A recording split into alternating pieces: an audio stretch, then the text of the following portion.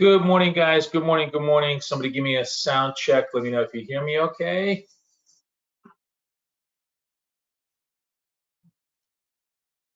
Good morning, Miguel. Good morning, Carol. Good morning, everybody. Hey. Okay, let me share my screen. Okay. So I have the Karen version of the screen. We've got the Dow, NAS, DAX setting up here. Gonna wait until it's really quiet today. It's just been a super tight day. We're basically up and down 1/10 of 1%. Very little price action, but there were actually a couple of tradable opportunities here. Let's take a look at the Dow first and just go through the night. Again, very thin markets, but where were the trades here? So there was a setup here. Let me get my lines. There was a setup here that was, basically worked to the downside where it broke the lows. There was a setup here that I actually did myself.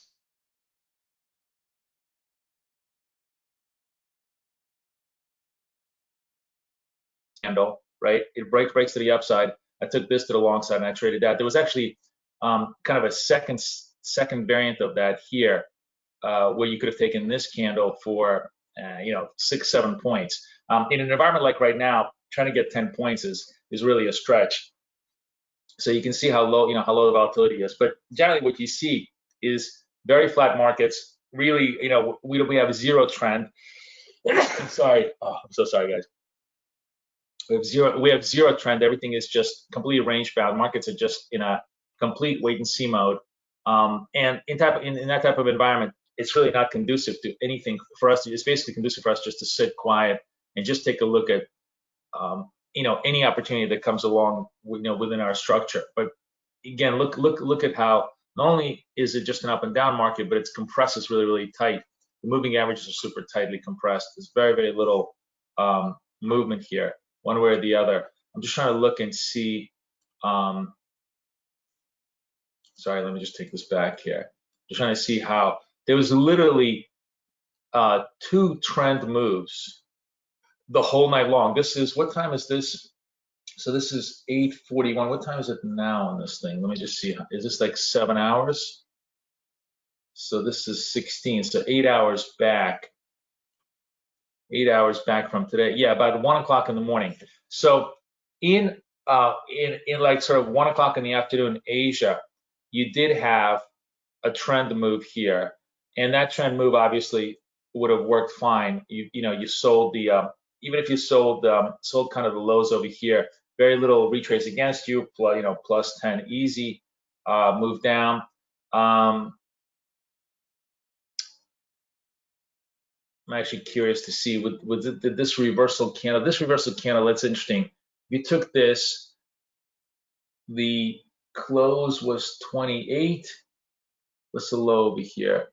Oh, that you would have survived this. So the close was 28. It would have been very slow, but you'd have 20 points of movement. And oh no, yeah, it actually moved to 30. You would have had 10 points on this reversal candle here too. So you had all these, opportunities. You had a big trend move here, I guess 2 or 3 o'clock in the afternoon, Asia, and this is the thing, by the way. I think, I know it's so tempting, and nobody gets more tempted by this than me. So let's say we have a big trend move, right? And like this right over here. And of course the temptation is, I'm not getting my signal. I'm not getting my, where's this thing? Let me just kind of take you here. If I did big, can you see this? Yeah, okay. So you guys can see this. So, we have a trend move up and we're getting no signals, because remember, we're looking for a failure signal. These are all confirmation signals. We're just ignoring them, even though they're working. We're ignoring them because the whole point is that they're good but not great, and we only want to take a look at great setup signals. So we have a sell signal here finally that fails, meaning that the sell signals, the highs of the sell signal are taken out, and only here do you begin your your entry trade here, which obviously works super well and super easy into the trade. And if you wanted to press your luck, or press your push over here, you could have taken this additional move back up to the upstairs. You would have had 2 winning trades. So I guess my point is, I find myself also very antsy when I see the beginning of the trend moving around, and I'm like, I can't get any kind of entry point. I know it's going to be strong trend up, and I should just go do it. And the answer is no. Never, ever, ever just trade out of FOMO. If you don't have a setup, you don't have a setup. Only when the setup shows up, even if it's kind of late, this looks like it's late, right? It looks like the trend is already done and it's late, but in fact, the trend isn't done, it's just paused. And you're actually coming in at a perfect time. You have the trend, you have the retrace, it's paused, and then it breaks out again, and you catch that whole secondary wave in a perfect 0 retrace, 0 drawdown type of a structure, right? So all of that works very well for you as long as you stay disciplined to the setup, right? And disciplined to the structure. Now, regardless of how much we want to preach about discipline, we know it's very hard to be tempted, to stay away from especially when markets are super quiet and we need, we want to be tempted by trades. So if you are going to trade out of setup, meaning that it's not a classic setup, it's not the rules that we have going for us. And I'm going to go through the rules in just 1 second. I'm just waiting for everybody to kind of crawl into the room. So I'm just recapping some of the trade action overnight. But if I'm going to trade something out of setup, meaning that it's not exact specification to my rules, outside of my recipe, right? Then at very minimum, and this is the critical thing, I can't emphasize this enough. This is true for myself and true for anybody who follows. At very minimum, we have like a nice sell point here. Is even if you want to stray away from the setup, never stray away from the reference points. In other words, if you're going to trade something, like let's just say, like I think, what was I looking at that I traded? I think it was, let me just remember, this what I did just a few minutes ago that okay, this was this. Okay, let's just, for argument's sake, this isn't even a good setup, but at least it anchors you at the right place, right? So let's say you're like, I'm really bored, markets are flat, I need a trade, right? I need a trade. Well, this is a buy candle that it gets failed by this candle. It's not a setup. This is a buy candle from a prior slice, from prior trend move, right? But at least it's a reference point that makes sense. So if you take this reference point, you get short over here, right? It's not like you put yourself in a great position to profit, but you put yourself into some position to profit because you are at least using the proper entry technique by having a key point, a key reference point on the charts that's going to give you some confidence that this failure has continuity. So if you get short over here, was it 66? It eventually grips down all the way down to 61, 5 points, whatever. But at least you got 5 points out of the move in a non-traditional setup. Whereas this setup over here, also not very traditional, right? Not very traditional, because what we like to do is, this is a buy candle that fails over here, but it's only a 1. It's only the first failure of this particular uptrend. And if we took this particular trade, I'm not even sure that this would have would have allowed us to have our volatility. Yeah, it's still, it's only 10 points. Everything is so compressed that the candles look much bigger. So you could have gotten short here, right? And that would have been at least intelligent, because you would have used this reference point. The point is, Don't ever just say, oh, it looks good, I want to trade the chart. The reference points are your last point of rational contact, your last point of intelligence if you're going to deviate from the setup. And you can give up everything, but you can't give up that. Those levels are at least what you want to be patient enough for to come in. So one note to everybody, let me just type this out, is the new volatility. It's now renamed Session Tools Candle Close V for volatility. It has the volatility filter built in. I've updated that over there for you. The volatility default filter right over here is 1.0 or 100%, meaning it's 100% of the stop. So if my stop is 20, right, it will take any trade where the candle trigger is 20 or less. If my candle trigger is much larger than 20 points, if the high to low is bigger than 20 points, that it will pass up on the trade. Okay, so that's kind of so that's just a final little sweet addition that we added to the tool, and you can download. This is the latest tool. I deleted the other tool so that everybody won't be confused. This is the exact same tool we've had before, just with the volatility addition. So now you can all trade. You can add the volatility to it. If you don't want to have the volatility, if you don't care about volatility, then what you do is you would set this value to 0, and that would just ignore any of the volatility parameters. Okay. If you want to play around with percentages, remember you can go 1.5 is 150%, 0.85 is 85%. It's up to you if you want to create any kind of personal filters. I just simply using the standard 100% of stop is my volatility filter.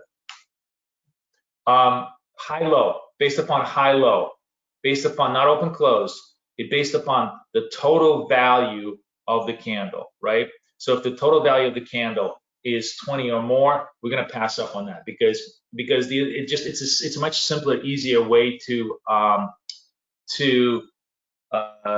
filter out trades. I mean, the whole point here is just to avoid high moving candles, right? And you can get very cute with the open close. I didn't want to do open close. I wanted to do absolute value of the candle just to make it as simple as clean. Okay, is that clear, Paul? So there must be some people who are new, who are in the webinar. And if you are, come say hello to me right now in Chat Ask Boris. Just type and say hello, because today is Friday, and Friday is kind of Ask Boris Any Question Day time. So if you're new to the room, say hello. I'm going to walk you through the very simple, very clean. Hi, Dave. How are you? Nice to meet you. Anybody else? Come say hello. Don't be shy. I'm going to walk you through step by step by step how we day trade every single day. So at least you'll be familiar with the structure, and you'll understand it. I'm gonna walk you through on a 1-minute chart. No. So again, Paul, all of those things are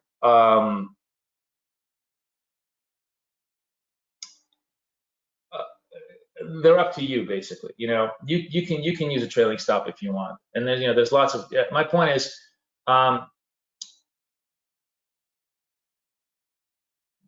day trades are single entry, single exit, high probability trades. That's all you're trying to do. All you're trying to do is hit a high percentage target, and at the end of the day, if you make 10 pips a day, it's a consistency trade. It's a consistency trade, right? It's not an art trade. I'm stamping out donuts. Day trading is a very what should I call it? Blue collar work in some ways, in a sense that I am looking for income, not massive profit. If you want to make it an art, then you trail, then you do 2 exits, then every trade is different, right? In my setup, every trade is the same. I think that's a really, really important psychological and structural distinction. It doesn't mean that you can't take my ideas and turn them into art, but I'm really trying to turn them into science. Because you know, art is unique, right? So when you're doing kind of, I'm gonna free flow and feel the market trade, and every trade is gonna be different. You're only doing maybe 1, 2, 3 trades a week, right? When I'm doing 100 trades a week, I can't afford for them to be different. I can't afford to emotionally engage with any single trade.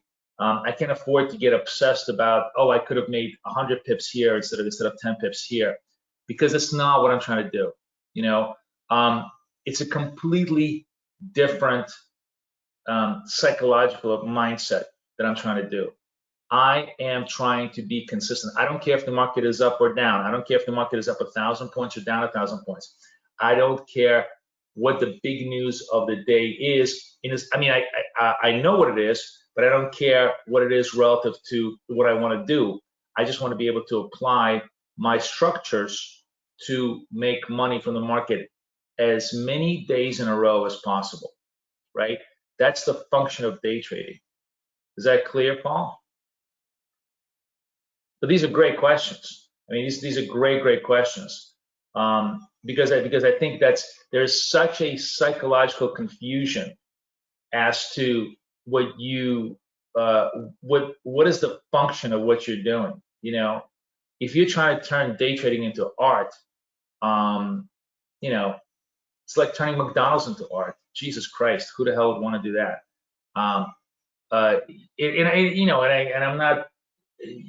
I'm not equating my trading to McDonald's, which I despise, but the point is, you know, even like, you know, like I am basically your local breakfast spot. Every day I want to have that consistent great breakfast or great coffee out of you. I don't want creativity. Creativity comes in the construction of the setup, not in the execution of the setup. That's actually, I think, is the key thing. That's the difference between day trading and kind of position trading. In position trading, creativity comes very much in the execution of the setup, right? But in day trading, the creativity all comes in the construction of the setup, and I think that's really important to understand. Which, by the way, hell, you know, I do the exact same things you're questioning me on. And I think it's really important to mentally, mentally clarify this to yourself as well as to anybody else. So you're not confused by your. Oh, what's going on here? What happened here? Oh, I want to go this way, right? Why is everything frozen? What happened here? Oh God, wow, man, that's so slow. Look at the prices. Then I thought my platform was frozen. Okay. So NAS has, like, remember, we are not trading because it's pre-market trade, and it's also super slow. But if we were to take positions, like this is, oh, where's this thing? Come on. I wonder if this is letting me do this. Yeah, here it is. If you were to take positions, this is a trade right over here, right? Long 1691 on kind of a full around basis, and ostensibly we're trying to make 10 points on a 20 stop. In a market like today, I'd be happy with 5 points to 1695 pre-market, because we clearly have a reversal signal in NAS right now. But we ignore all of these signals pre-market, because pre-New York Open, you're going to get a huge amount of false positioning to fake you out. In terms of trading. I'm looking at I didn't realize the DAX, the last 2 digits in the DAX and last 2 digits in the NAS are kind of similar right now. So I got confused on that as well. So similar kind of a similar possible setup in the DAX over here. Let me, why can't I do this like this?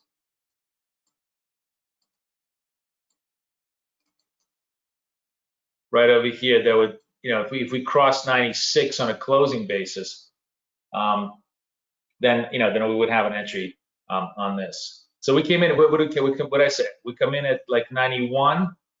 So I guess if this is hitting 95, 96, I'd be kind of happy with this little scalp trade because that's all I see right now as a potential trade.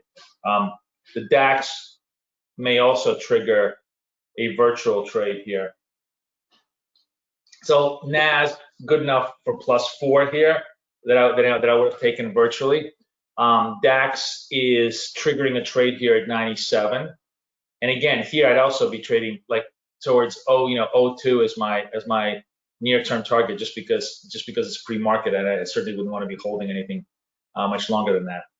But that's pretty much where it's at. But nevertheless, even though it was pre-market and even though we don't trade it, the signal proved itself true, which is really key to appreciating. So those of you who are new are probably going, what is the signal? What is it that you trade? So let me show you actually on TradingView, which is a little bit more visual than MetaTrader. It's the exact same indicators on both platforms, but just TradingView kind of is a little bit. Oops, sorry, what did I just do? Okay. So a very simple setup, and I can't even find a legitimate. Let me find a legitimate trade. Okay. Okay. This is actually a trade I did for myself earlier this morning, 6 o'clock in the morning. Okay. So what we trade is two types of trades: continuation trades in trend, and when we have certain criteria, reversal trades to the other side. Now, on the 1-minute chart, as you can see, trend changes directions all the time.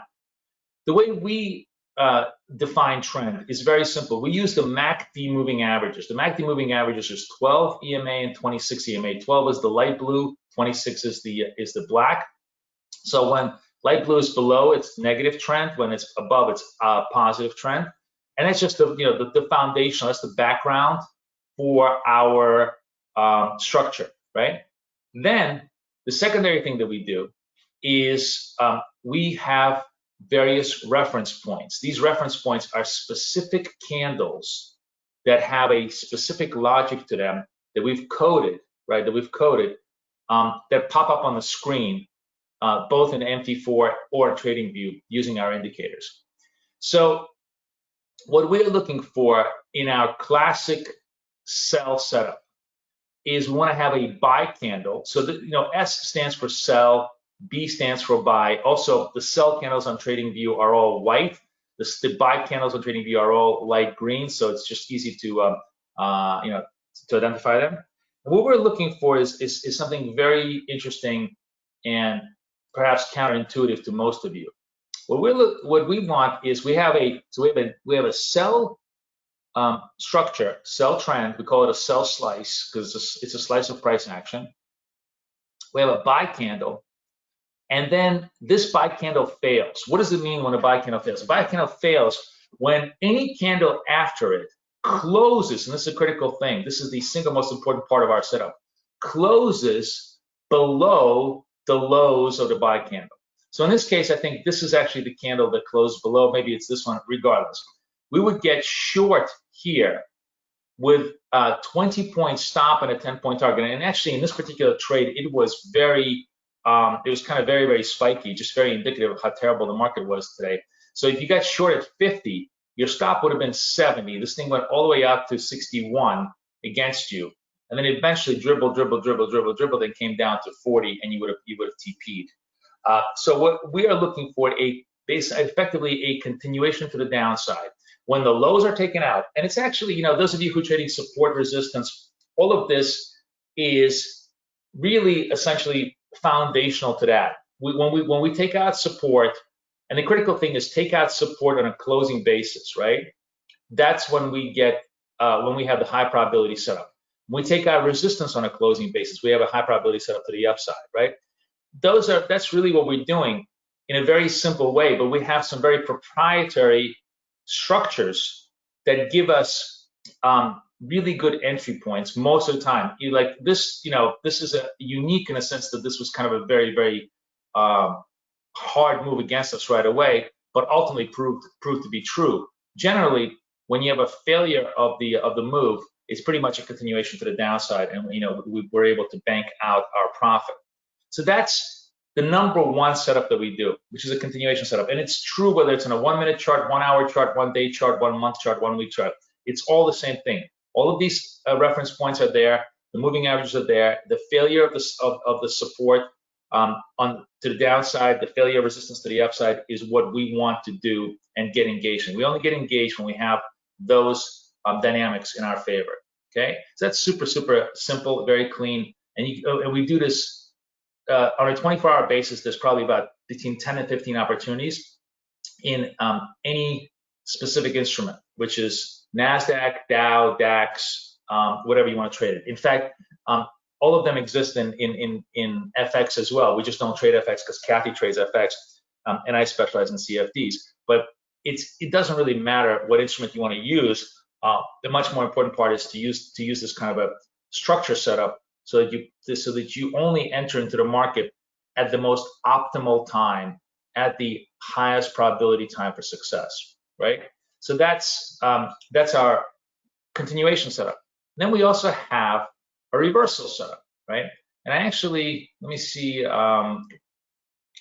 So this is a good example. I think I'm going to show you a failure of this reversal setup, because it's always easy to show the winners, but let's show you the losers too. So what is a reversal setup? A reversal setup is basically when we're anticipating a trend failure. And the way we anticipate a trend failure is now we're looking at the buy candles in a downtrend failing, right? Now we're looking for buy candles in an uptrend failing. And when that happens, is we typically would like to have at least 2 buy candles, because we want the uptrend to be continuous.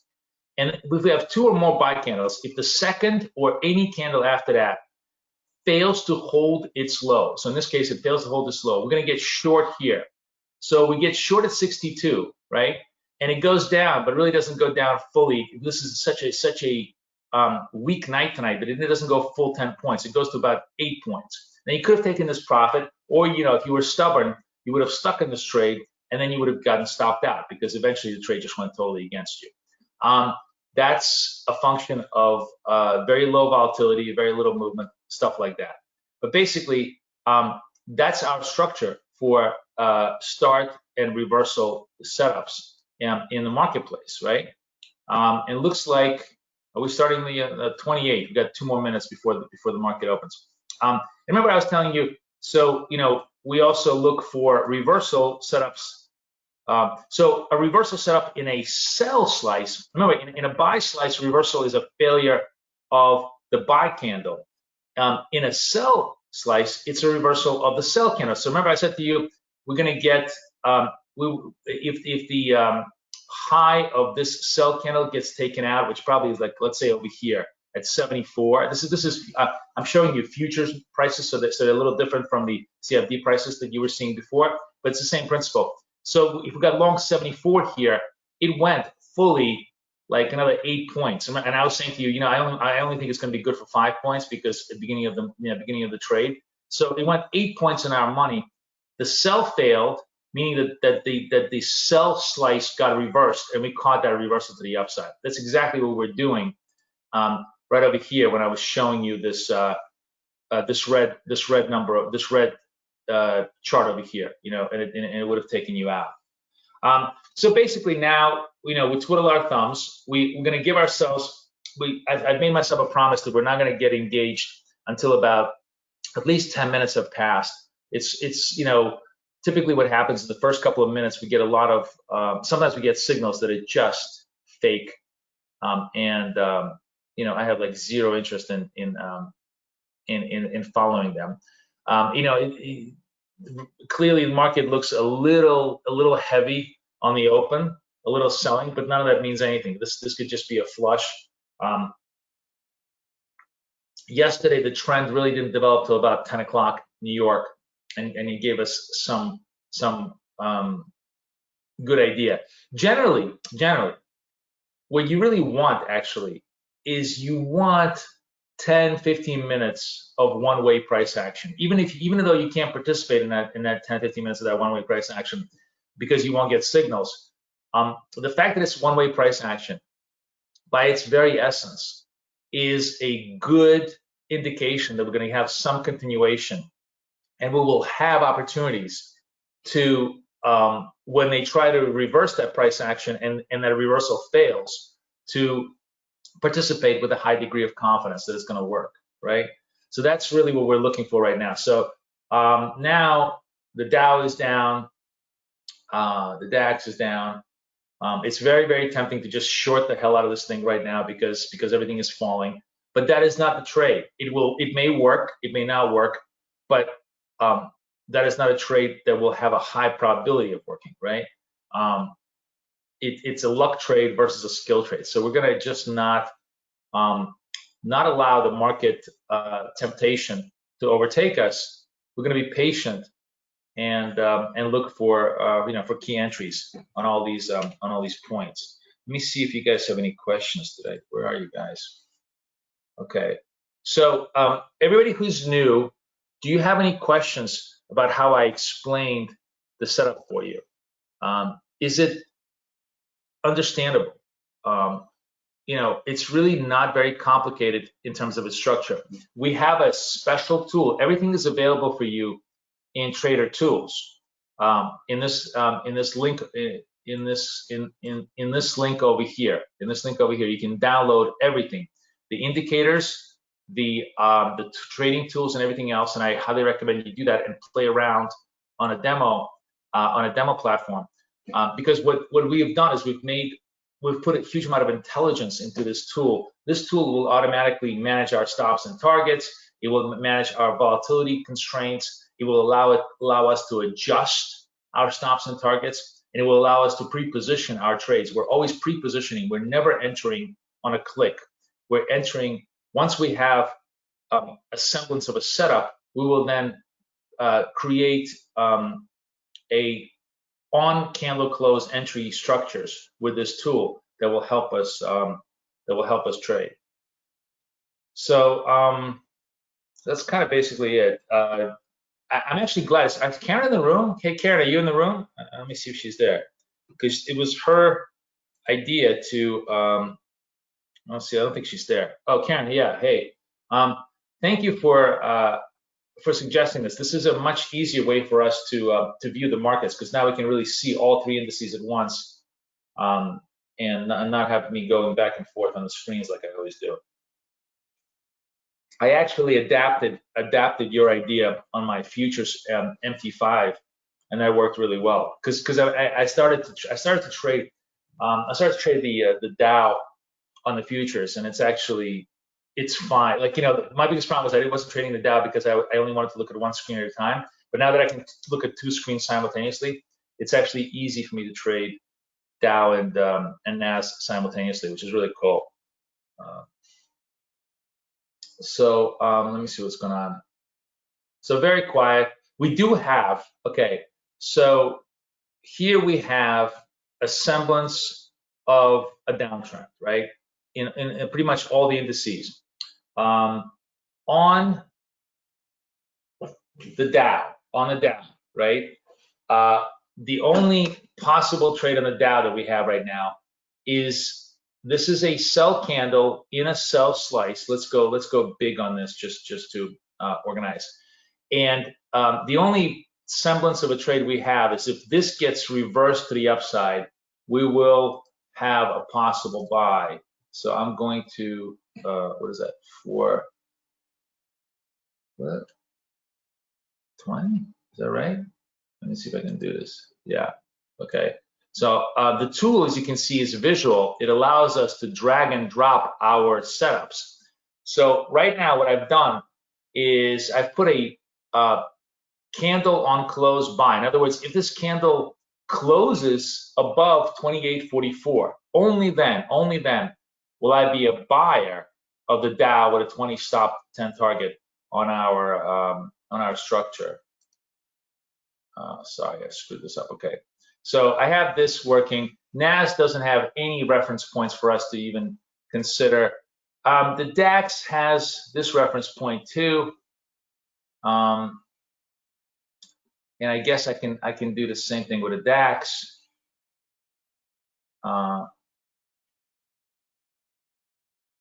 It's hard, you know. We've been at this rodeo many times. The first 10 minutes of the market is generally very, very hard to trust. So I put it 20, 12, 6. I'll put this at 93. 90. We'll just make it a full round number. You see how, by the way, in the tool I can edit and manage all of my entries on a fly. It's a super useful tool. So now we're trying to see if indeed there's going to be any kind of a reversal wave that holds. And the key thing is got to hold. So far nothing. We don't have anything on the. Let me just go back to this like this. Okay. So far we got nothing reversing. It's 9:36. Probably a little bit too early for me to put up these trades because I said to myself I really don't want to do anything until we get 9:45. But I'm just taking a punt. It's Friday. Let's take a punt on some of the stuff and see if it materializes. It's kind of a very weird day. Usually Fridays generally pretty good days, but because we've had the debate obviously had no winners or at least no losers. That's the key thing. Nobody really did a knockout punch, which means Biden continues to lead. But there is no stimulus hope at all. Negotiating the motion are negotiating, but Senate Republicans are never going to pass the stimulus bill. So, I mean, don't get me wrong. There's always possibility for surprise, especially I think if Trump gets super desperate, he may just simply agree to all. The biggest thing is that Senate Republicans don't want to give any money to the blue states, which desperately need it. And he may force them to sign a deal just so that he could, in the last waning hours of the election, try to take credit for it. But I don't know if they're gonna play along with him. So right now, that's why the market is very, very flat. It has nothing to move on as far as markets go. So we have pretty strong negative moves in the NAS. The NAS has gotten the biggest hit to the downside. The biggest hit to the downside because Facebook is facing antitrust. Google is facing antitrust. Regardless of who wins the election, the view is that tech is going to have a more difficult time, from regulatory scrutiny, and add to that China is really trying to move away from U.S. technology. They don't want to. China really wants to become technology leader in the world, so they're going to their own chip manufacturing. They certainly don't want a Facebook or Google anywhere near their population. They're developing their own piece of software. TikTok is sort of like the first global piece of software that's truly revolutionary in terms of this algo. So while high technology is making all the money, I think the reason it's weakening is because the really smart money is starting to see that trend can't be projected further. Also, over the weekend or over the last couple of days, Apple stores in China have not seen really strong cues. Like nobody's super excited about the 5G Apple phone, even though China is the only place in the world where there is widespread 5G service. Nobody seems to be that excited about the Apple 12 phone. So, I think that's why the tech is relative relative offer, based on everybody else. So Dow's, modestly holding bid. What we love to see is we'd love to see an up arrow in Nasdaq that fails, but so far nothing. It's kind of quiet and not doing anything. We got 10 minutes into the open, and we seem to be relatively flat, still to the downside, relatively flat.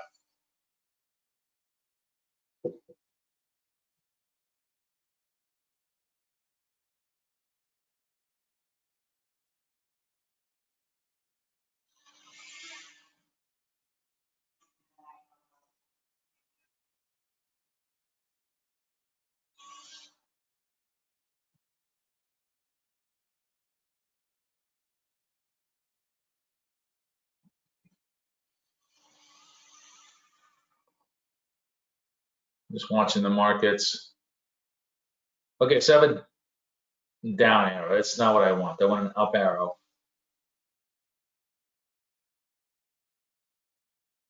So a down arrow is just a continuity to the downside, which is as I said, a good signal but not a great signal, because it usually uh, is the final this the final move of the sellers or the final move of the buyers.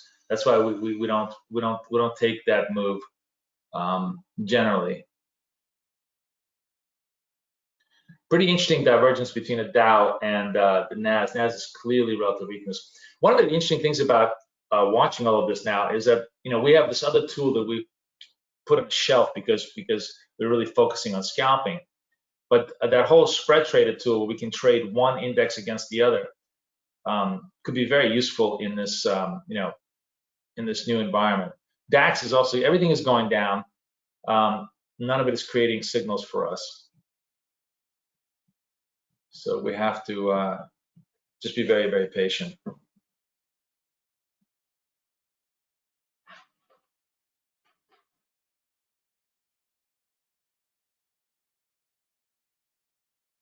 I'm just sort of like fooling. This is not an official trade, but I'm kind of fooling around with, let's just, I'm just going to, just because I'm so bored and we have like nothing else to do, but this is remember I said we're going to use reference points. What is that? 6:05. So it's already too late. Okay, maybe I was trying to put okay. I'm trying to put a sell level. This is a continuation trade in futures, not a trade that we take normally. But now it got me into a trade just because I was curious, just to see if I get any kind of continuation. Now, the thing when you're doing continuation trades is you're not going to get nearly as much of a juice to the downside, and you're going to get a lot of retrace because I've sold the lows over here, which very often is subject to a retrace move against me. So I have to, I'm just putzing around on my own account and just trying to see if I can get any kind of continuation move to the downside. But it'd be interesting to see if this just squeezes a little bit further to the downside. It's already had a very, very large down move. One of the reasons why we don't use down arrows is because they typically express kind of like the crest of the momentum to the downside. But maybe there's 5 points to the downside here. I don't care. I'm just fooling around on my own account here for essentially, as we say, shits and giggles. I'm probably going to pay for it with a stop out, but it's a tiny trade. Let me just move this down. Let me see if there's anything else going on here on the real CFD moves. No. The Dow is sort of crawling to the upside, but not much. Oh yeah, absolutely. I recommend, Paul is saying, do I recommend keeping the 10-20? Yeah, well, okay, so if you're trading a setup, meaning that you're actually trading a proper structure, Yes. If you're just fooling around, then then you are then you can improvise. But if you're trading the rules, then stick to 20, 10, 20, and that will generally prove you right. Those rules will prove you right. You will be redeemed usually. So again, I'm just fooling around, trying to see if this if this comes into my 5 TP. What's my TP on this? 8. Is it 8? No, 98.50. 98.50. Oh, okay. I was like, all right, I'm not even watching this. Okay. All right.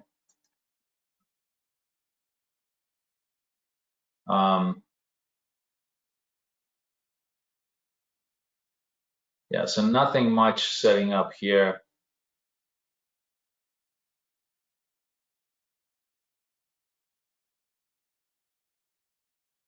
All right, so let's just watch my futures then. No, my futures not doing anything.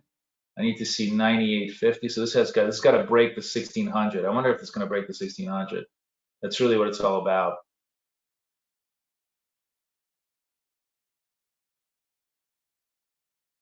Flash, flash, flash. And maybe not. I mean, it may just simply hold the 1600 here. Yeah, it's not. Yeah, it just held. It was actually really interesting. You see how it held that level really well. So very likely I'm gonna get stopped on this trade because I'm just fooling around. But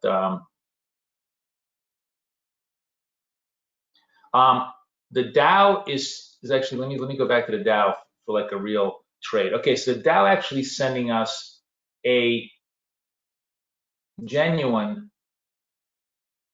Let me see if I can put a. Oh no. What is that? 24, 25.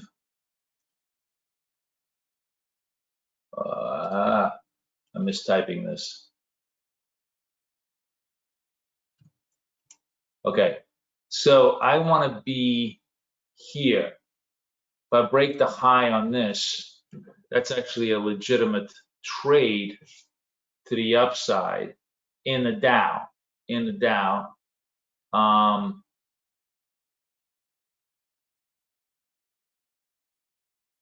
Nas is flipped out to the upside. Let me actually, I might as well put that in my actual let's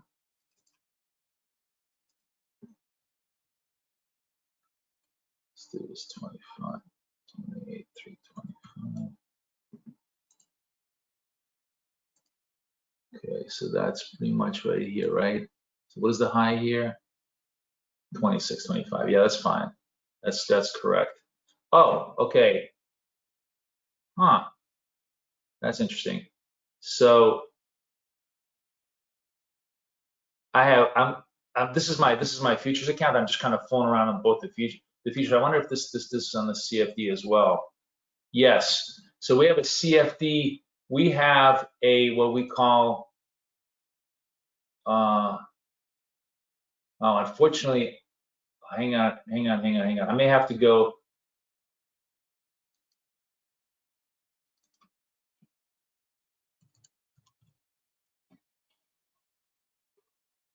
Right. So I have set up a sell on this side, which did not trigger. Why didn't it trigger? Ah, damn it. Why did this not trigger? Did I miss the sell just by, I must have missed it by a tick. So unfortunately, this trade would have been a great trade. This was a sell signal in the Dow. Would have been a great trade. Would have worked. I didn't have anything over here. Damn. All right. So we will just leave this be as is. Sorry, guys. I missed it. It set up so fast for us that I missed this trade. So I'm gonna have to cancel this out because this is already working to the downside. And the NAS also set up. Oh, guys, I'm so sorry. I was fooling around with all my stuff and all of our proper trades set up here super fast. Okay, lesson for me is to not fool around with my account. My apologies. We should have been short here at the NAS, should have been short here on the Dow. Now we got nothing to do because these two trades completely missed. This was exactly the trade that we were looking for. We were looking for, sorry, we were looking for, what's going on over here? I'm sorry, I hit accidentally my two accounts here. Let me just, I don't know why for some reason my thing is not working. Okay, so unfortunately we missed this sell to the downside on the NAS, and I missed the Dow, which I should have been just watching those very, very carefully. That's exactly the trade that we want. That's exactly the trade we want, which was the failure of the support. It would have been great. Was good to go. Ah, damn it. Okay. Happened very fast on the. It just faked me out to the upside, and I didn't really position myself.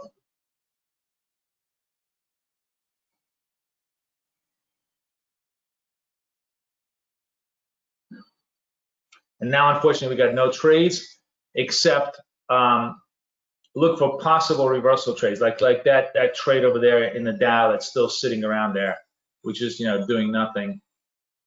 But yeah, that may have been our only opportunity this morning.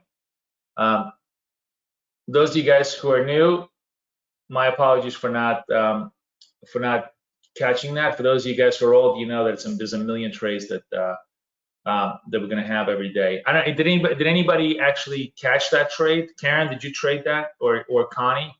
Did anybody see that setting up and catch it, or was it too fast for everybody? Because I had my focus elsewhere.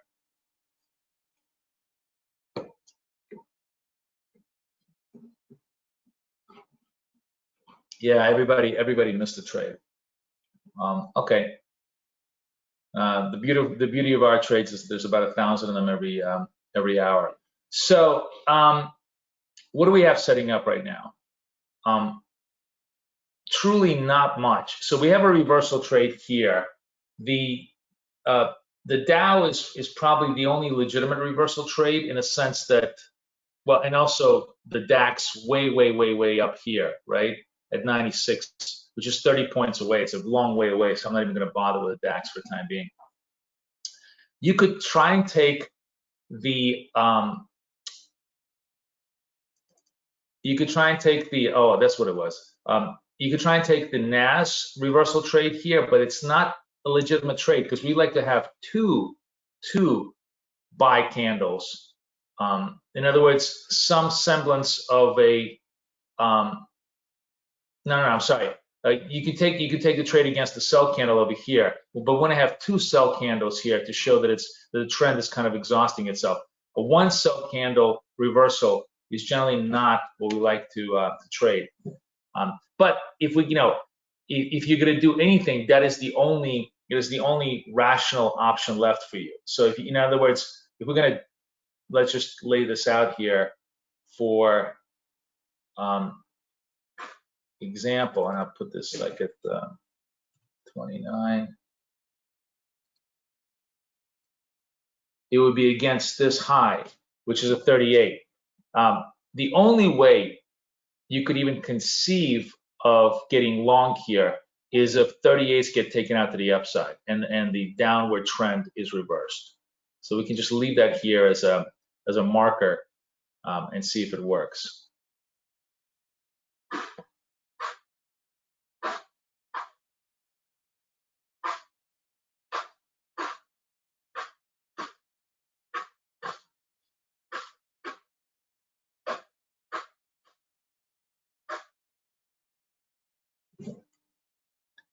The Dow is expiring in 3 minutes, so I'm just going to reset that to like 8 just to give me a little bit more time to see if they really want to gun it to the upside.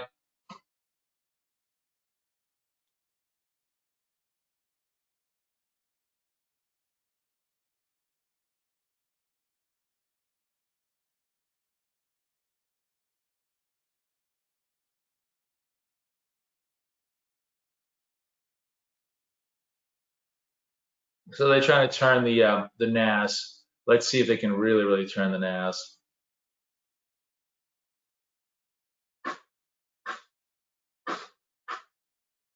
NAS is starting to bust out. That's interesting.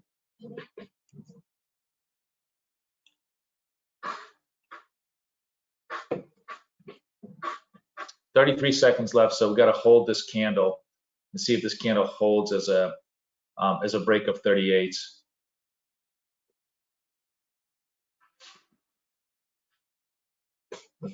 So just to clarify, the high on this is 38. Yeah, 38.3. So we're looking at 10. We'll see if they can hold the NAS at this level. And it may not be, but we'll see. Looks like they do. So now we're going to get long NAS. Not a classic trade. We're just basically just trying to use a reference point, as I said. Not even it could be too early in the trend. And I'm not loving this trade, but it's the only trade that I have because we missed the other two trades earlier in the setup. So I'm just kind of wanted to demo at least one structurally sound trade. Let's see if it plays out, but may not.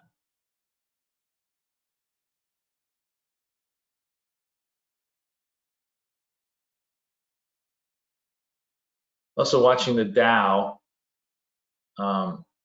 start to come back a little bit too. So let's see if the Dow has any movement.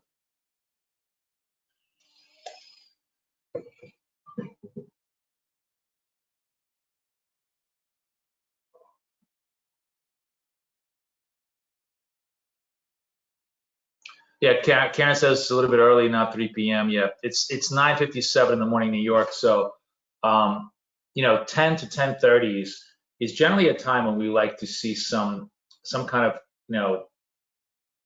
continuity moves happen. And it looks like we're kind of dying. This reversal may not have a lot of juice behind it, but I'll be patient with this move. It's we're either going to get clipped or we're not.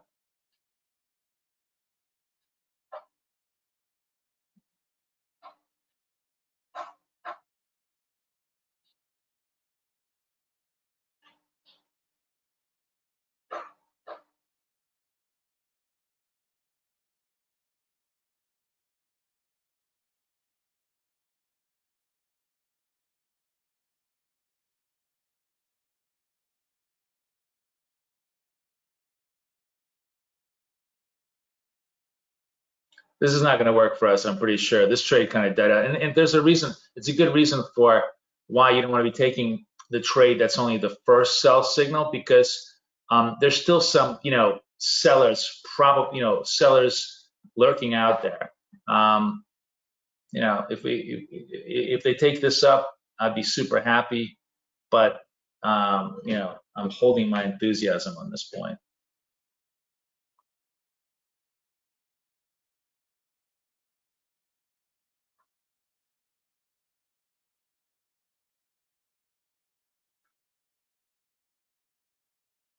Yeah, they can't.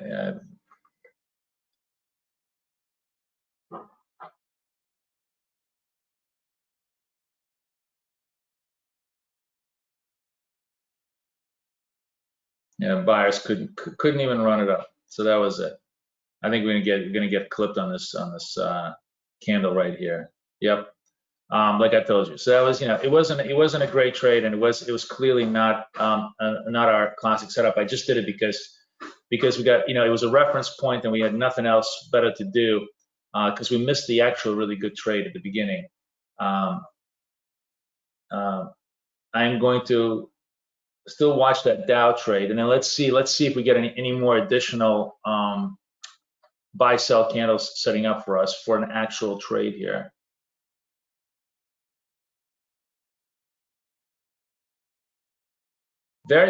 Super slow day today, right? Like very little price action. We're not, usually we get 50, 100-point moves at this point, and we can barely make 10-point moves all the way through up and down.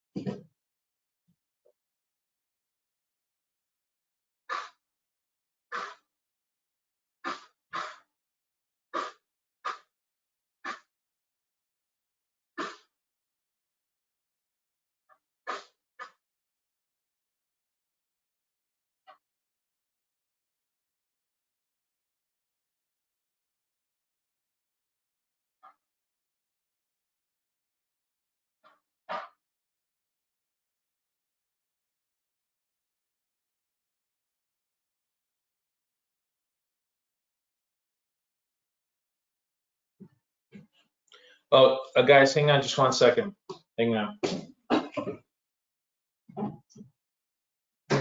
Brad, hey. Good morning. Good morning.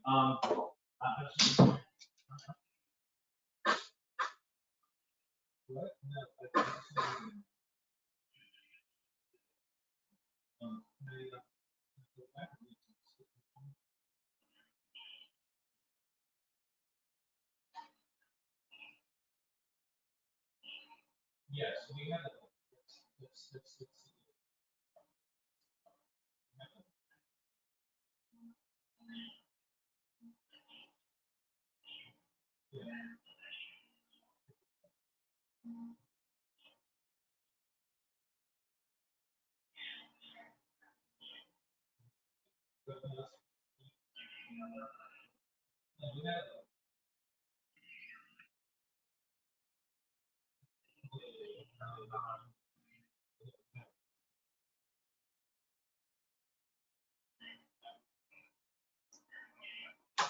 Okay, great. Talk to you soon. Okay, all right. Talk to you soon. Bye-bye. Sorry, guys. Still dealing with a banker. I have to take this call. So, okay, so we're kind of, collapsing down. So downtrend is clearly starting to establish. So maybe we get another buy. Now we start to look for a buy candle that fails, which is our best chance here for a move.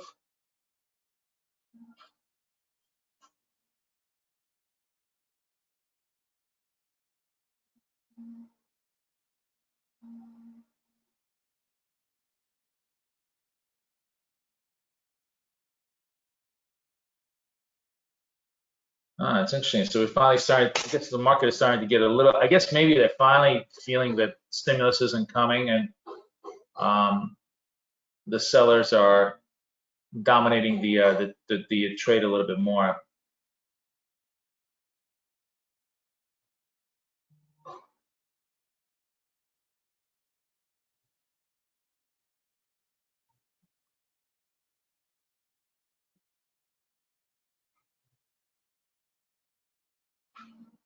All right, I'd love to get a, let me see if I can get a buy candle here. I'd love to see that. Unfortunately,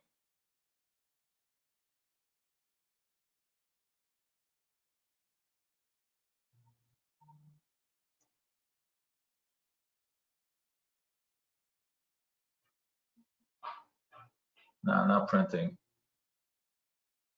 Making fresh lows in the DAX. Dow's, NAS is breaking down.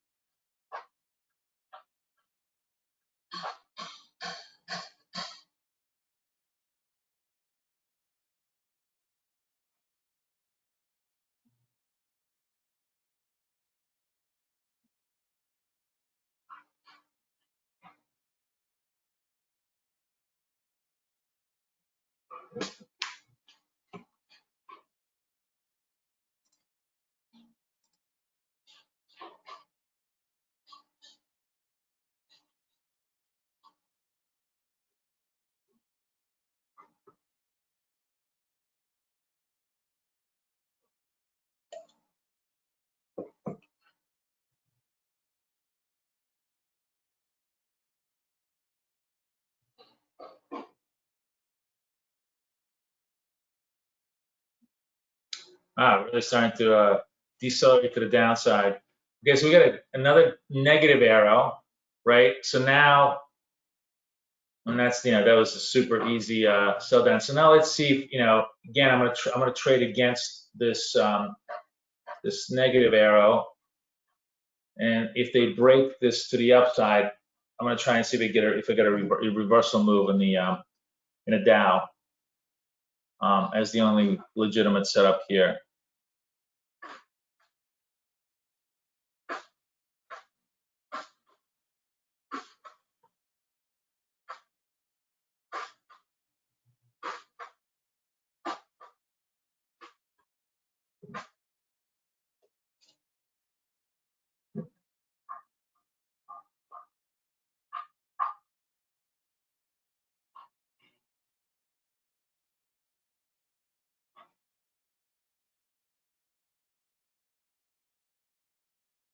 So this is fine. I mean, it's the seller's still dominating, but you can see that the ability to take fresh lows is kind of slowing down a little bit. The Dow, the Nas is turned around a little bit on a big doji candle. So they're trying desperately to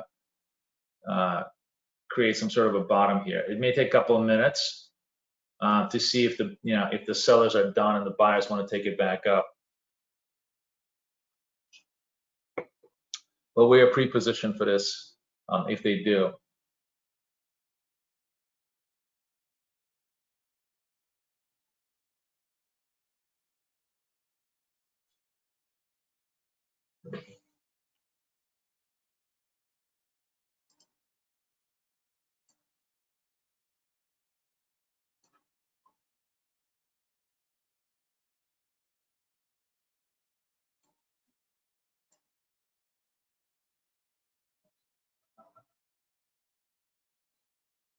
It's interesting. I'm looking at the futures. Okay, and sorry. Okay, while I'm looking at this, because I'm looking at the future on my other screen, and it's there is no sell arrow on the futures because it's different pricing. So here we have a Dow. So we have the Nas to the downside, right? And we have a buy candle. So we can see if we can try to sell this to the downside. If this buy candle fails, the low on this candle is 96. Yeah, that's pretty much it. That's correct. So this is a second buy candle. So not as strong a good a signal,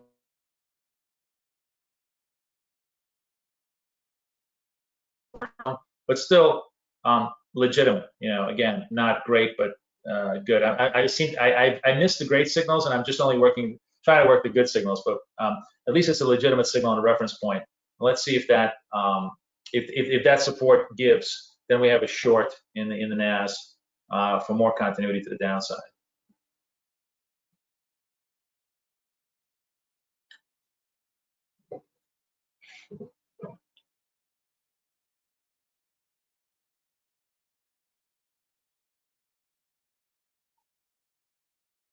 Dow is showing zero strength here, just completely accelerating the decline.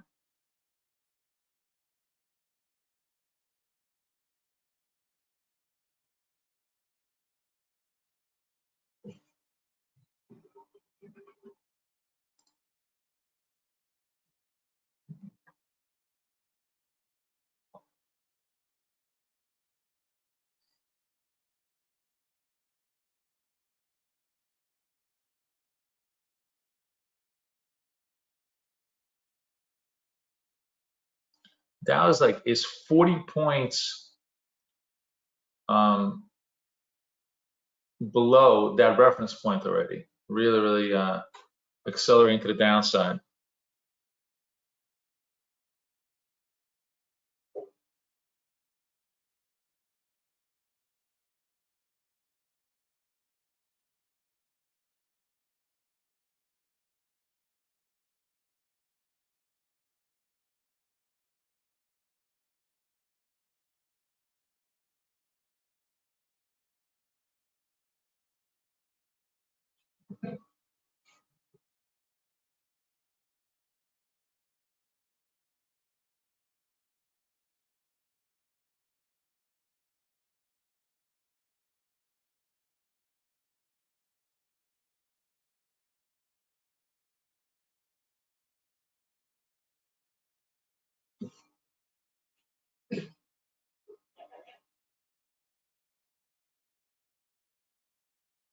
I'm watching the NAS, got 30 seconds. It's quite a long time. We have to really see it, break that 96 level for us.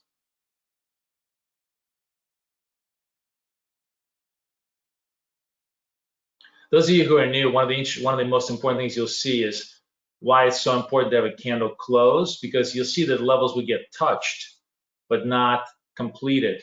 And that makes a huge difference.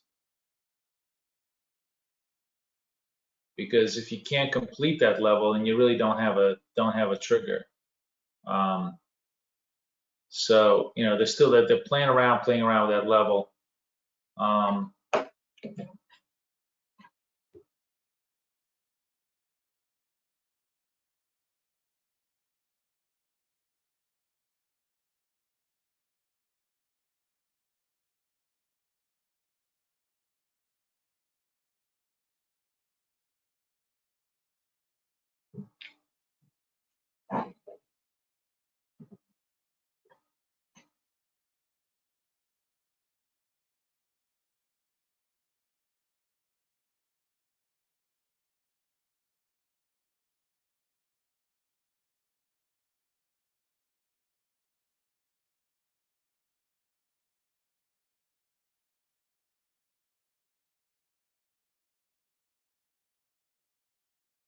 You can see, look, they took it, that whole 96 level, they tested it, took it back up. Now,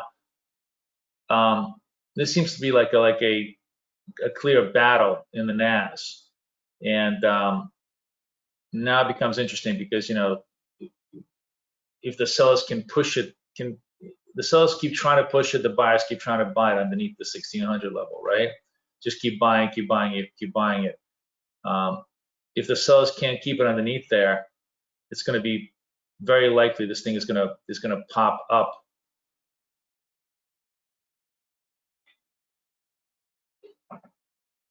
You see how they tested it 3 or 4 times, and now we're 10, 11 points away from that level.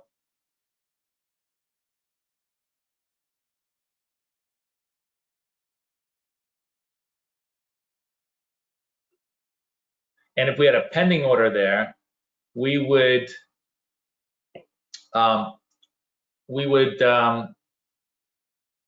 gotten triggered, and it would have been a stop. But because we had a candle on close order, we didn't. And you see how it quickly reversed around. Now what we have here is actually a lower test, a 92 test now, because this becomes the predominant sell candle here. If this fails, if like this little rally kind of dies and fails, then then we have no trades over here.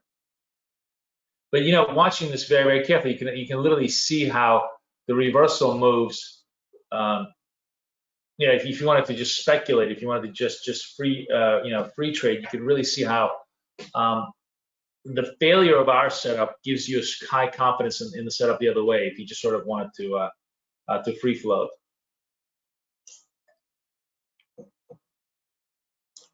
Meantime, the Dow is just really not generating any upside action here at all.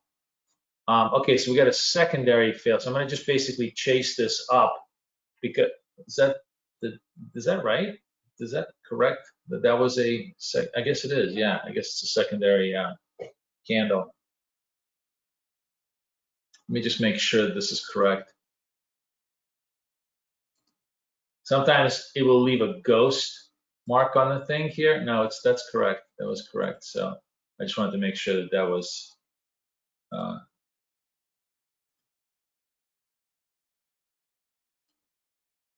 So NAS really reversing the move here, but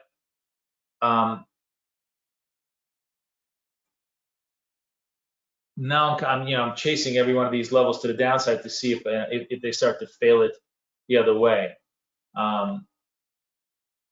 or whether this is a true genuine reversal move. Now in the meantime, the Dow sends us yet another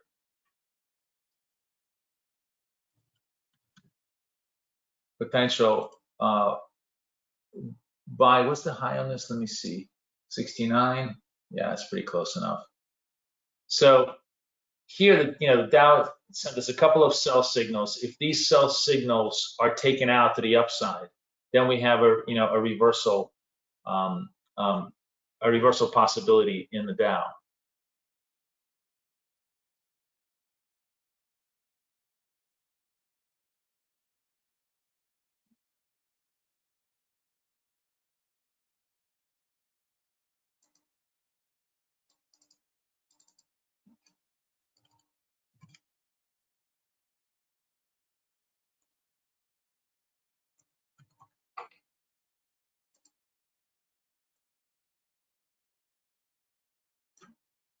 But so far, no go.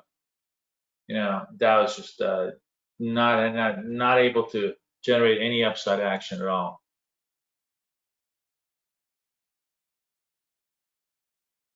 So NAS, that's interesting.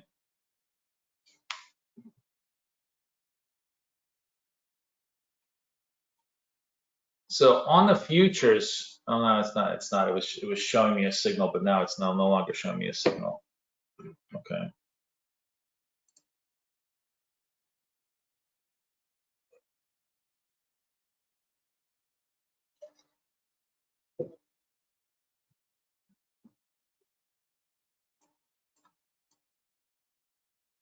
See, on the futures, it's showing you a sell candle here, but on the CFDs, not.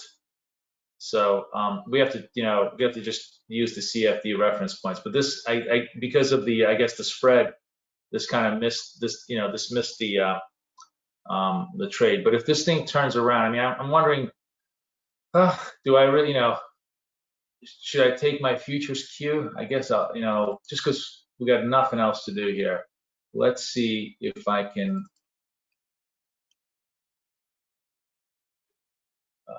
Oh, no, it went down. So if I'm closing through 24 to the upside on a closing basis, if I'm using my futures as a reference point, I'm just basically using my futures as a reference point here, right here. And if I do close through that high, then I do have a legitimate upside move here, even though, well, it didn't close through 24. It just missed it. All right. Well, let's see if it holds it there now. What was the close on this?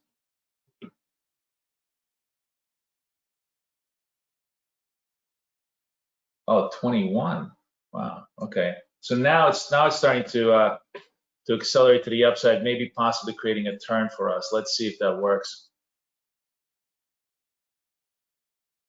And again, as I said, I didn't have a signal on the CFDs because the variance in spread pricing didn't create the highest lows that I was looking for, but I did have it on futures. So it's at least if I'm using the underlying pricing, at least it's a legitimate reference point, and this will put us into a long right over here at with 46 as our take profit. With 46 is our take profit. Let's see if that turns itself around.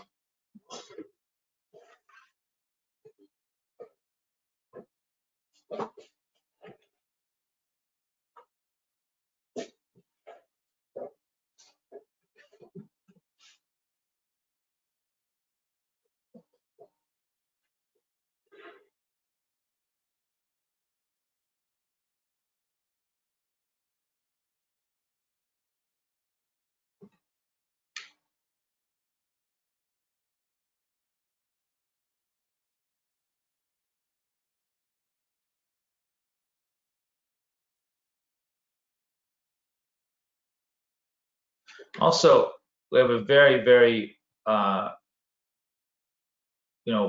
possible here buy in the DAX, which has been selling off continuously here for quite a long time. So let's see, what is the high on this? 48. So I'm going to put this at 48 on the buy side. So if the DAX closes at 48, then we have a trend. So it doesn't look like even this is just not even working today for us, but at least it's more or less a legitimate signal So we stay with it.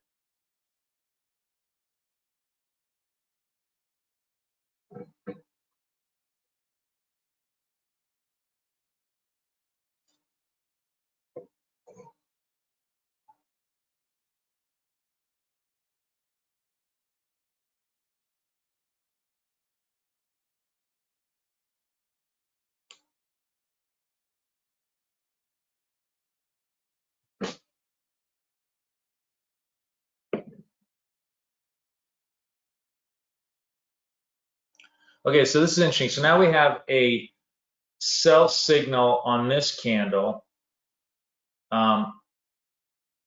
which well, now we're getting killed on the decline. But this is a legitimate.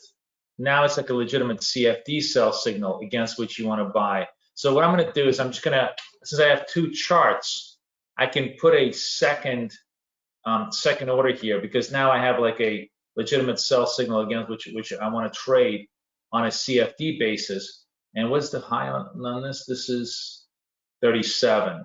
So I'm going to put a buy and just put a 37 on this particular chart. And basically it becomes like if that trade doesn't take us out, we'll have two, and if it does, and then it reverses to this side, then we'll have a legitimate CFD buy signal.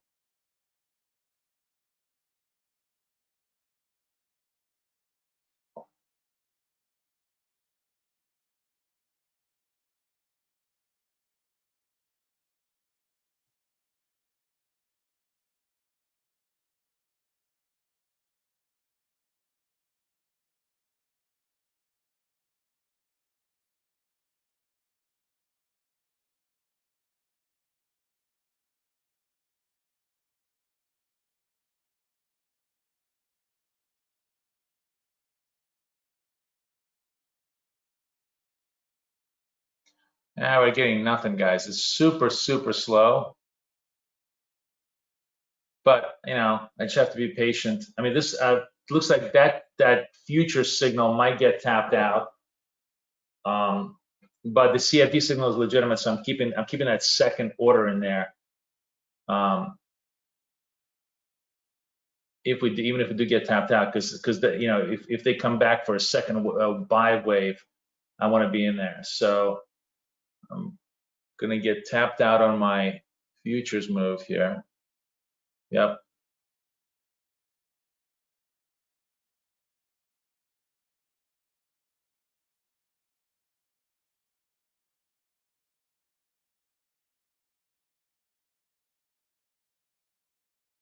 Yeah, I get tapped out on the futures move. So now, at least, now I have like CFD reference point proper. Is it working? No.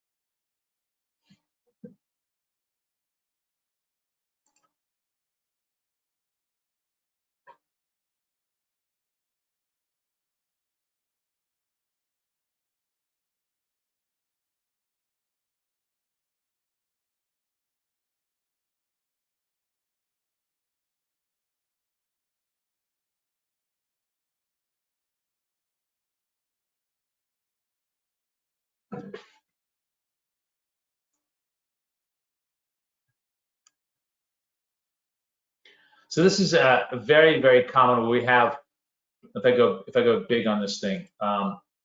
So we have obviously opening gambit of sellers, right? Then buyers come in for support. Now you have this battle, and the big question is, if this battle fails, they're going to take out the lows over here, and that's probably going to put fresh lows on the Nas, which may very well happen. And if I wanted to kind of straddle this, I would probably just use this as my reference point for a potential sell to the downside, because that would mean that this whole sell reversal move has failed completely. But for now, let's just see if the buyers have enough juice to reverse these flows. Where's my thing, by the way? Oops, sorry. Oh no, okay, I was on this one. Okay, it's fine. So I have like five periods. I'm going to give myself like 8 periods more, just to give myself a little time to see if they can rerun this. Oh, how's my Dow? My Dow. Sorry, I want to look at my Dow. So Dow expired, but we want to be in the same situation, because we want to be trying to see if we can take out the highs here. So again, we're looking for that legitimate turn now in all of these indices, and see if the turn actually happens.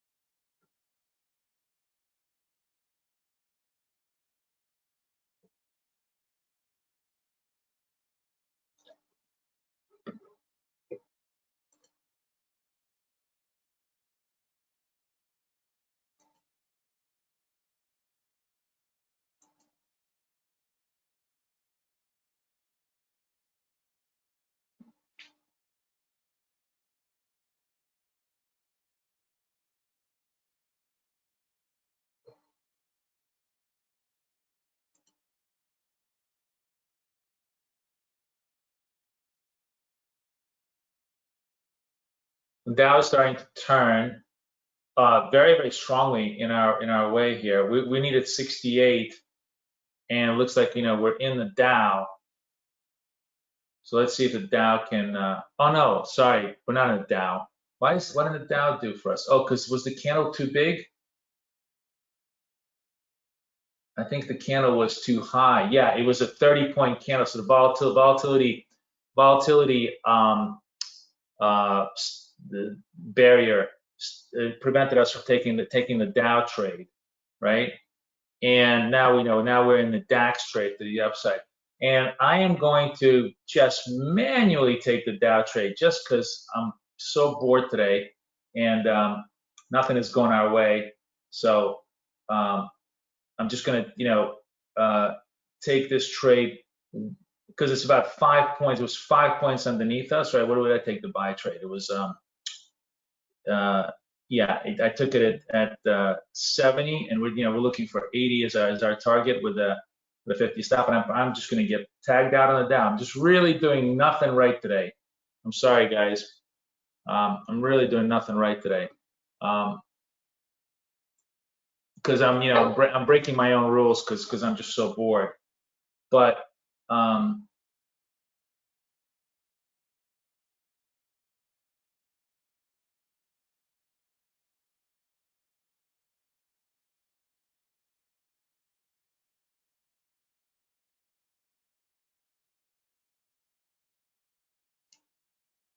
where's my DAX? My DAX has a, what is it?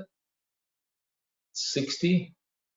3060 is my TP on the DAX. The price action today is so slow, right, compared to this whole week. I think that's really what's driving me crazy, is because usually these trades resolve in 2-3 minutes. We've been in trades from hours on end. Here it feels like nothing is moving. It's super, super slow price action.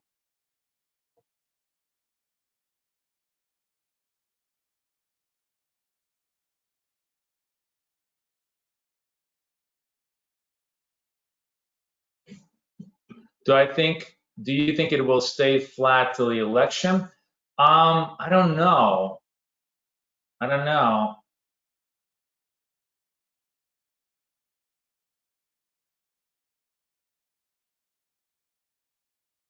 I'm gonna put like a 7 on my Dow here.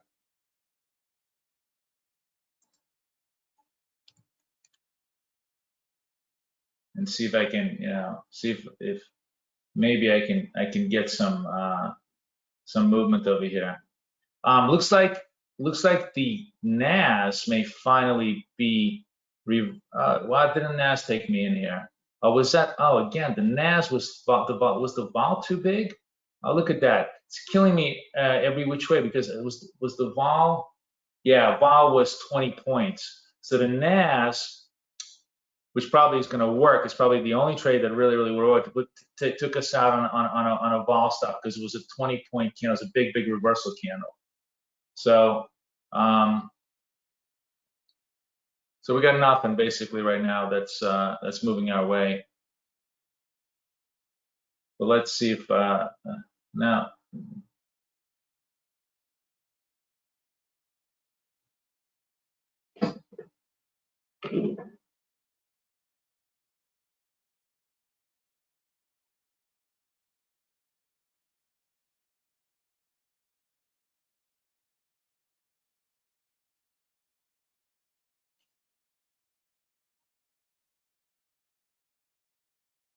I'm feeling good about this NAS trade. If you're in it, if you just took it without the volatility stop, I think is probably going to be a decent move here.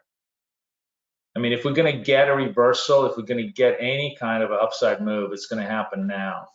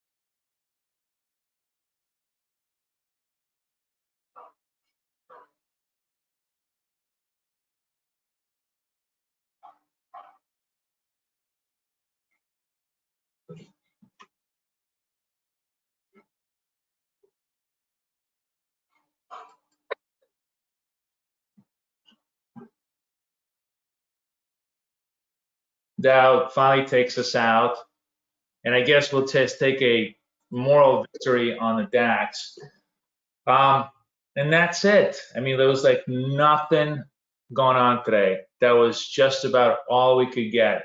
So we got a little bit of the Dow, a little bit of the DAX. NAS was a nightmare both ways, and that's all. It wasn't even, the Dow wasn't even a legitimate trade. I just kind of forced the trade there just because it was a legitimate trade, but the volatility stop took us, didn't take us into the trade. So I thought if I could get it, if I bought it maybe 5-6 points underneath the entry, I had enough. I barely had enough stop budget to survive the stop, and then we took it to 7, and that was it. As far as goes, my patience has been paid. Yes, but honestly, it's a crappy day to trade today. It's just, there's, like you can see, this is probably the worst day of trading this whole week as far as continuity goes, because we're just getting no continuity at all, right? It's just literally churn one way, churn the other, churn one way, churn the other. And nowhere more so than in miserable NASDAQ, because even NASDAQ just went 4 or 5 points in the money, and then just now it's starting to turn back around. And same with the Dow. So these are days like this where we have to just take them as they come. Not every day is a beautiful continuation day. Today is just not a great day, but we managed to pull out a little bit of pippages at the end, which I'm taking as a moral victory. The irony of the whole thing is that it could be one of those days where nothing is happening now, and then in the next couple of hours we're going to get huge movements, and everything is going to hit. So don't quit in the day. I would say give it a couple more hours, because we may be able to get some good continuity moves. For example, like we have a secondary setup here in the NAS, right? And let's put this over here at 37. Oops. That is legitimate against this one, and let's see if it NAS has been just really miserable as a holder. And then we also have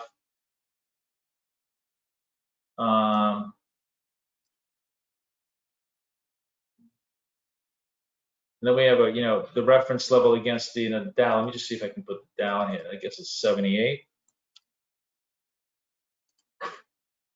against this. So okay, maybe we can hang out for just one more round of move this market, please, and see if it works.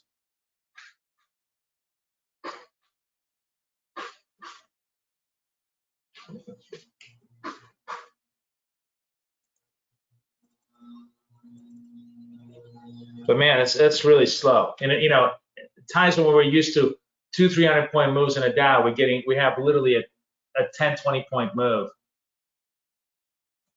Yeah, Paul Spelf said, he says, have a good weekend. It's probably a good time to cash in. I thought maybe we might get I'm going to give it one more candle, like in terms of one more period, to see if we can get triggered into a trade. If we don't get triggered into a trade, I will just I'll just close out live trading today. The irony of the whole thing is, had I been a little bit more patient with the DAX, which has been so slow moving, actually did eventually, I think, TP us. What was it was 66 was the high. Nah, wouldn't have, we just made very little money, but would have taken us in there. So I really recommend only 2 trades per slice, right? So the only reason why I'm kind of looking at this is because this is actually this is actually a new slice, right? It's a new slice against which I'm holding this up, and it's it's clearly not materializing. So this particular trade, it's the wrong location. I should be over here. That's where I should be, on this particular move. But this is failing, so we don't really have a trade here. But yeah, you want to do 1 continuation, 1 reversal trade per slice, ideally.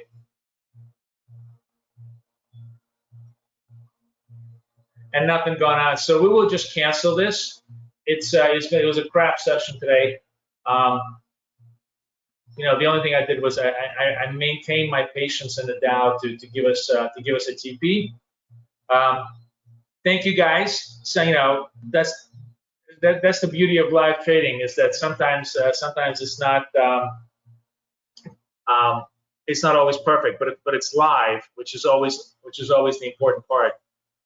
Everybody have a wonderful weekend. We come back again together next week. And by the way, I think the interesting point here is that I overrode the volatility filter, but the point is the volatility filter worked, right?